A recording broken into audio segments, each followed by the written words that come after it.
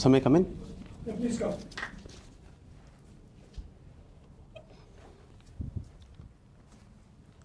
Good morning, sirs. Good morning, sirs. Please take a seat. Thank you, sir. So Antik, please introduce yourself to the board. So my name is Antik Chattopadhya. I come from the historic city of Barakpur in West Bengal, where I have done my schooling before moving to Vellore Institute of Technology in Tamil Nadu to complete my graduation, sir, in computer science and engineering, sir. So I have graduated in 2021, and since then I have been preparing for the civil services. Okay. And what are your hobbies? Sir, apart from my academics, sir, during my leisure time, I like to spend time with my pet dog. I like to play cricket and sometimes engage in reflective journaling. I thought your dog walking you were doing on, charging people for walking their dogs or something. No, sir. Dog walking is very different kind of a thing. Okay. Now, your first choice of service is the IAS and then the police and foreign service. Yes, sir. Okay. Now, tell me, this electoral bond thing, there was a clash between two fundamental rights. What are these two fundamental rights and what is the clash all about? Yes, sir. So as the Supreme Court have highlighted in the electoral bond issue, it had to maintain a balance between the right to privacy of donors and the right to information of the voters, sir. These were the strikes, sir. So what exact word did the Supreme Court use while, giving, precedence to one right over another? Can the fundamental rights be given precedence one over another? No, sir. So the Supreme Court said that the right to privacy and the right to information are not hierarchical, and the electoral bond did not follow the least restrictive principle when coming to ensuring secrecy. On this basis, it was violating the right to information of the voters, sir. Basically, they gave the right to information proportionally a higher, Yes. Importance Yes, sir. than the right to privacy in this particular case, because the voter needed to know Yes, sir. who was funding the parties. Yes, sir. So that was the right. The proportionality of right to information was. How did this right to information, right to privacy become a fundamental right? It's not mentioned in the original constitution. Yes, sir. So both of them are an example of the expanding nature of our constitution and stems from Article 21. Extremely sorry, sir. Article 19 and Article 21, where the right to information forms an intrinsic part of one's freedom of speech and expression, and the right to privacy forms an important part of Article 21. How did they come about to be included in the fundamental privacy and information? So the Supreme Court in the Justice Case Puttaswamy judgment highlighted. Okay. So, there was a recent survey Yes. which was done by the NSSO. Yes, sir. What is it about and what does it indicate? There's a big, press conference by someone. Yes, sir. So the NSSO had released the National Expenditure Consumption Survey, sir, recently. It does highlights a certain very key achievements as What India. is the crux of the whole thing? Which So there are two crux which I have derived. One is the nature of expenditure which people are undertaking is showing a positive trend that people are moving to much more high value items like nutritive food, milk, vegetables, fruits. And second is, sir, the gap between the rural and the urban expenditure is decreasing, which is again a very positive thing, sir. is it the gap between the rural and urban expenditure, or is it the rural economy that is showing signs of surplus amount available with the poorest of the poor people, so that they can shift on to consumer goods? Yes, sir. Instead of food. Yes, sir. That is what is the crux of the whole thing. Yes, sir. We have been criticized all the time for being a urban-based economy, and the rural economy is really lagging behind. Yes, sir. But in this particular survey, that was what was highlighted by whom? By NSSO. Somebody did a press conference. I'm sorry, sir. The Niti Aayog Niti Aayog CEO, sir. CEO, did a press conference. Chan. He highlighted this thing, Yes, sir. that the consumption patterns have changed for the rural poor. Yes, sir. They're shifting from food. They've got surplus. Earlier, it used to be more than 50% used to be spent on food. Yes, now sir. it's come down. 56%. Sir. 50. Now it's come down to below 50. 46%. 46% something. Okay. Thank you. Thank you, sir. Sir, my name Antik stems from a Sanskrit term, Antike, which means nearness. So the name, it means nearness, sir. And the name Antik, it was a symbolic name given by my grandfather, which described the close relation that my parents enjoy.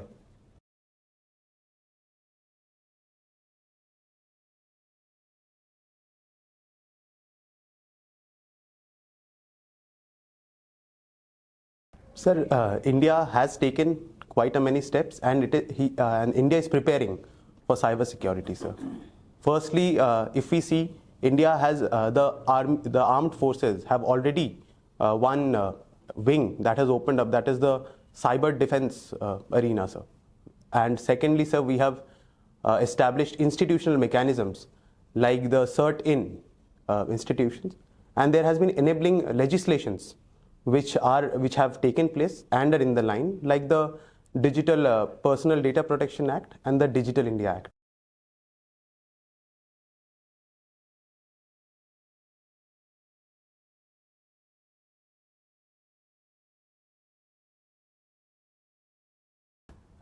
It's a dark patterns are the hidden and not manifest traps or business.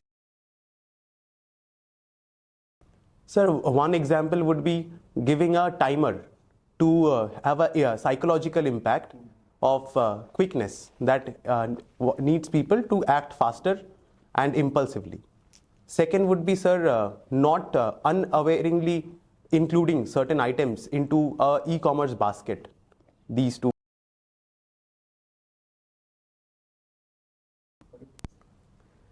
So the UNFCCC is an institution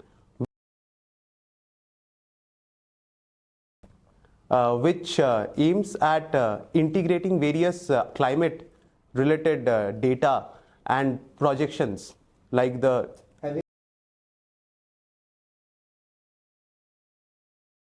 Sir, so it was COP 10, sir, which was held in India.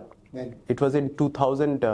So if I have to take as far as I can recall, sir, it is in 2001 or 2008. Sir.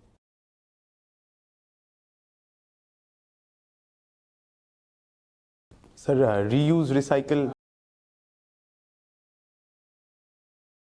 Yes, sir. So when we see the mandate or the way what UNFCCC focuses, one of the main initiative recently launched is the LIFE initiative, which again resonates with the 3 R's, which ensures that people's living is much more responsible, is minimalistic.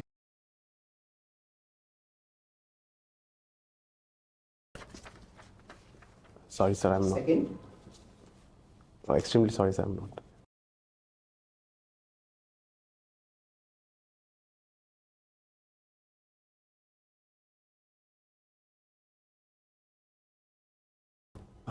Sir, the CAT appointments are done through a selection and search body. Sir, so I'm unable to recall, sir. If you can permit, I can try on that. Sir, is it the central government that does that?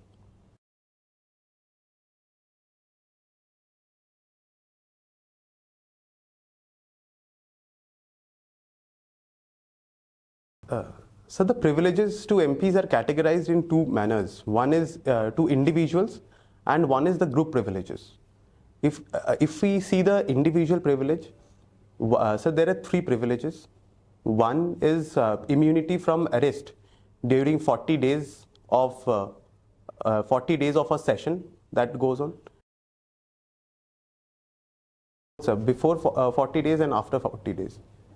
And second, sir, would be the immunity from giving legal presence or jury in any court of law during a session. And third, sir, is the freedom of speech and expression inside the parliament. Thank you, sir.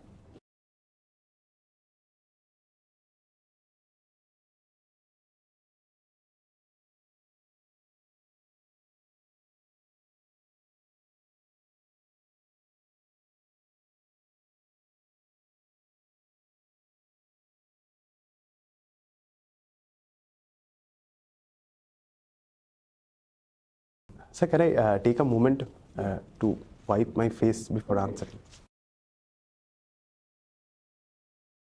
The AC is not working properly.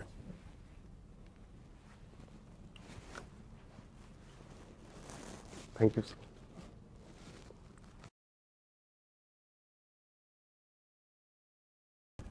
Sir, if we have to see the history of these violent instances in elections, sir, it stems in history during the 1972, when there was this uprising of the Naxal movement, which during the election had seen the first instances of violence. And in that continued, and in 1977, it resulted in a regime change. Again, there was violence in the election. So this led to a culture of violence in election, which started as a bad precedence.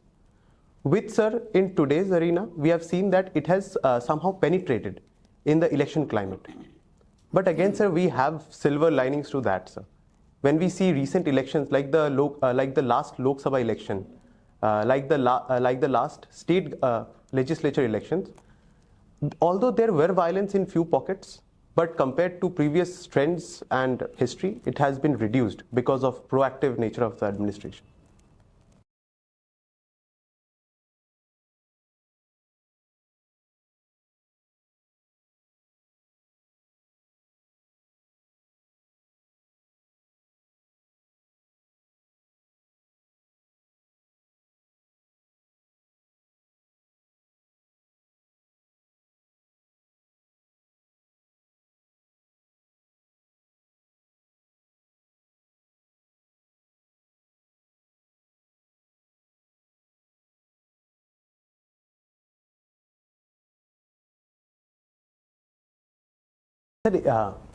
Yes, sir.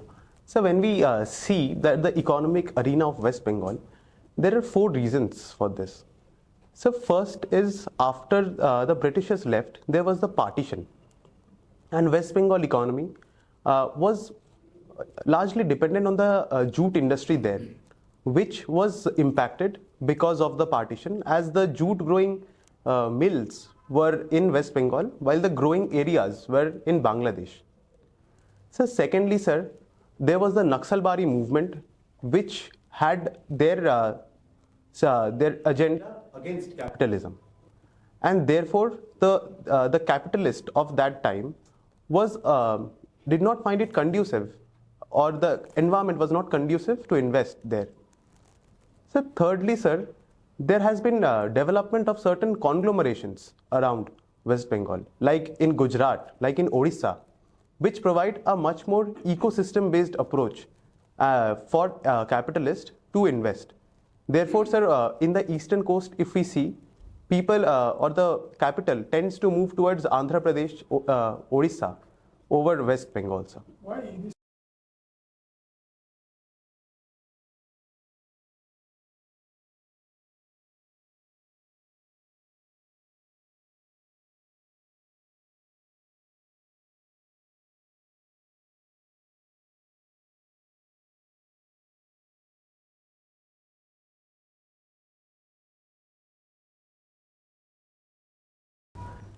Sir, I would take a two-pronged approach. First, sir, as West Bengal has the asset of the second largest MSME in the country, I would first ensure that certain handholding, certain cluster-based approach is done for the local MSMEs to grow and become able and become capable of providing a supporting system to the industries. Third initiative would be to develop certain industrial parks with plug and play plug and produce infrastructure for industries to come and invest there. However, sir, things in West Bengal are improving if we see in today's arena. In fact, industries like Amazon have already signed MOUs and invested in warehousing in West Bengal.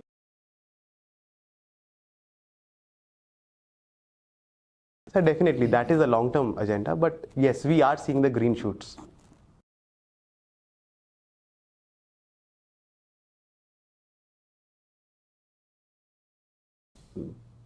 Sir, sorry, sir, I'm unaware.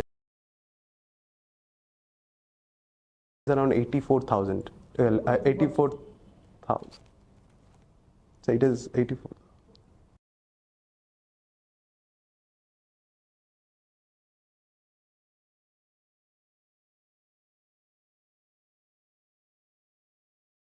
It is around 3% of the population paying direct income tax.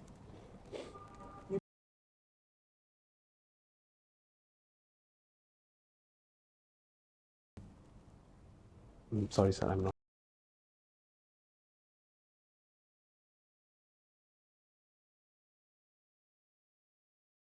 So it will be around 30 trillions. Recently, we have seen that the lithium prices are falling down suddenly. What are the reasons? Sir, I'm not aware of the exact reason, but if you would allow, I can try that. Okay. So one of the reason would be certain diversification of towards other resources. And what is that? So people are moving more towards sodium ion batteries, solid state batteries. So why sodium? I mean, what is the scientific explanation that sodium is replacing lithium? Sir, one of the reason is the availability of sodium Okay, over this is lithium. one, simple. But what is the more scientific reason? Sir, the battery cycle of sodium is more than lithium, sir. No, that's not the reason. So these were the two I am aware of, sir. Lithium and sodium fall in the same group in the periodic table. They have the same, almost similar chemical properties. Yeah? Okay. Agniveer scheme, Yes. you know. Yes. What is Agniveer scheme and what are the provisions of either pension or something happens during those 4 years of service? What is the compensation given? Sir, the Agniveer scheme is aimed towards streamlining our defense force and ensuring a younger population and reducing the defense budget. Sir, if we see the provisions of pensions and retirement benefits, so the Agniveer scheme does not commit for any pension. It commits for a nidhi, Agniveer nidhi, sir, which of an amount of 11 lakh at the time of retirement, sir, and also providing preferential treatments in terms of appointments in certain sectors. So according to you, this is fair? Sir, if we consider the defense budget, which is 60% goes towards pension and salaries, and considering India's aim of a much more modernized defense force, which needs much more expenditure in capital. So how does this scheme change the pension amount for the people who have served in the army? I mean, the logic you said that this is reduced pension and burden on pension. How does it reduce? Sir, it is for the future burden, sir. Yeah, future burden. Yes, sir. But Sir, in any case, 25% of those taken as Yes. Agniveers, they'll be inducted in the army. Yes. The army size is not going to reduce. The people in the army will continue at either at this level or larger numbers. How is the pension going to be reduced? Sir, earlier the complete recruitment base which was done would get into the army as permanent members, and the pension of the entire base had to be borne by the government. Now only 25% are getting in. Therefore, the 75% burden is reduced, sir. All right. 50 years down the line, or 75 years down the line, how will people rate today's era? What, as a sociologist, can you tell me how will people rate this era? What will be significant aspects? Sir, can I take a moment for Yeah. that?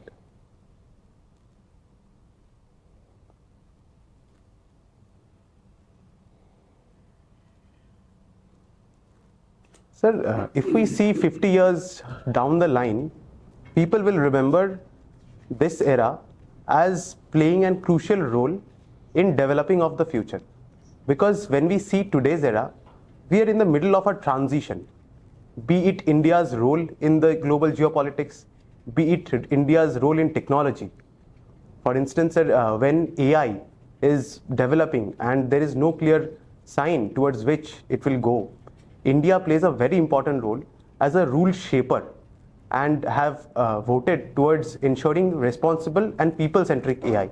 No, you are taking the question in a different light. You are making it India-centric.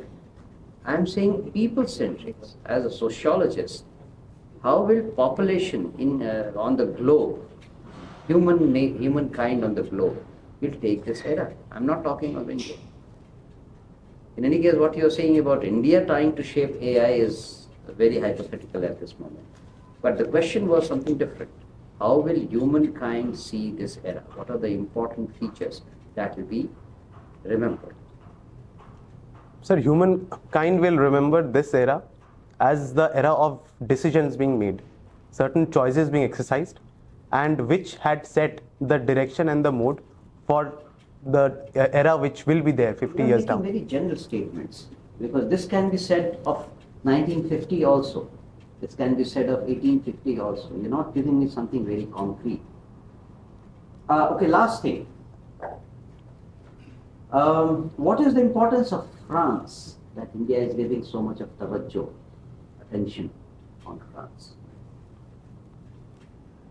Sir, France has been India's traditional strategic partner since years.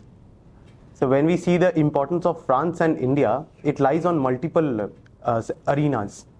Firstly, India and France had a good defense relation, be it on the purchase of Rafale, be it exercises like Vajra, which India and France had conducted. Secondly, sir, if we see on the geopolitical level, France had always supported India, be it after the nuclear test or India's candidature to the UNSC. And sir, if we see in the future, France government has been promoting Indian students to come to France and study, therefore opening new arenas of Indian diaspora and opportunity of cooperation. You have forgotten to mention one thing. International Solar Alliance. Yes, sir. Yes, sir. Okay? All right. Thank you. Very good morning. Good morning, sir. So, as a sociology student, how do you explain the existing inequalities in the country? Sir, yes, sir. So, unfortunately, there are inequalities in our country, and if we see from the sociological point of view, there are multiple ways of explaining it. So, first, if we see from the Marxian point of view, it is the division between the haves and the have-nots, be it on the economic haves and have-nots, be it technical haves and have-nots, or cultural haves or have-nots. Sir, if we see on the functional point of view, sir, the existing inequality serves as a social engine in our society, where people from the lower rungs of inequality are constantly striving and getting into new arenas to ensure a higher social strata. For instance, we have Dalit capitalists today, which is a source of inequality. And so third, sir, again, inequality of today's arena have also stemmed certain social movements like the feminist movements, which have empowered women in this area. And sir, again, as sociology says that change is the only constant, I believe this inequality going forward will reduce and the society will become much more homogeneous and the inequality will reduce in that. So you use the word unfortunately inequalities Yes. exist. So inequality, so you mean equality is the deserving factor? Sir, definitely as humans, we all deserve to be treated equally. So is equality natural? So we are born equal, everyone. However, sir, we are different. Rather than inequality, we will say we are different. But yes, we are born as equal humans. Sorry, sir. How is the word inequality and difference are different? Yes. So when we see the word inequality, it is much more value laden. That we categorize people on a vertical hierarchical manner. But when we see different, it means that everyone has their own values, but they're different. If I have to put an example for that, sir, like language in India, we have 22 scheduled language. All of them are different, but not unequal.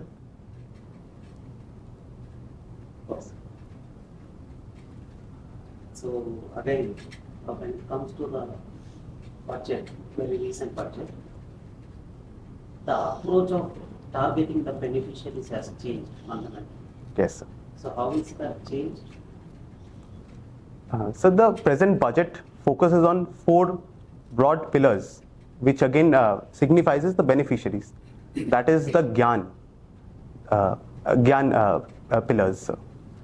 And it focuses on India's long-term vision on reaping its demographic dividend and ensuring egalitarian society, sir.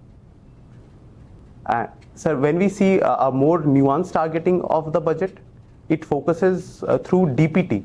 In fact, the budget has highlighted that through DPT around 2.7 lakh crore was saved, therefore ensuring effective targeting. On the other hand, certain other state governments is actively persuading the caste census and caste-based beneficiaries, whether it is reservations or targeting the welfare schemes or various other things. Yes. So which one of these two would you recommend? Sorry, sir, I could not get the Which question. one of these two would you recommend to pursue the welfare programs in the future? Sir, definitely data collection is required that ensures a much more evidence-based policy making and targeting. Therefore, we should ensure that data should be collected and it should be analyzed to better target through DPT. Wish you all the best. Thank you, sir. All the best. Thank you, sir. All the best. Thank you, sir.